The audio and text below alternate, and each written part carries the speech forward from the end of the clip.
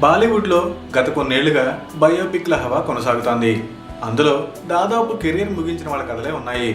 అయితే ఇంకా క్రికెట్లో కంటిన్యూ అవుతున్న మహేంద్ర సింగ్ ధోని మీద సినిమా అనగానే అందరిలోనూ ఓ రకమైన ఇంట్రెస్ట్ క్రియేట్ అయింది.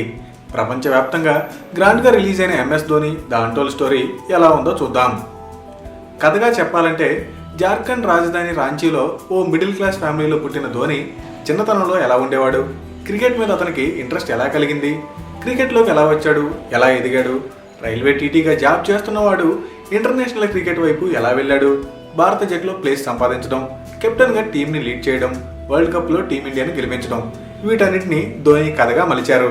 ఎంఎస్ ధోని ద అన్టోల్డ్ స్టోరీని ఒక సినిమాగా చూడలేం. ఇదో జీవితం. ధోనిగా సుశాంత్ సింగ్ రాజ్పుత్ నటించలేదు, జీవించాడు.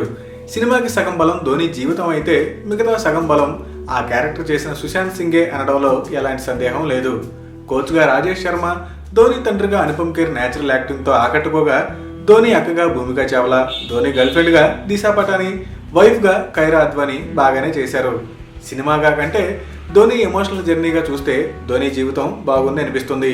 డ్యూరేషన్ 3 గంటలకు పైనే ఉన్నా బోరు కొట్టించకుండా హ్యాండిల్ చేశాడు డైరెక్టర్ నీరజ్ పాండే.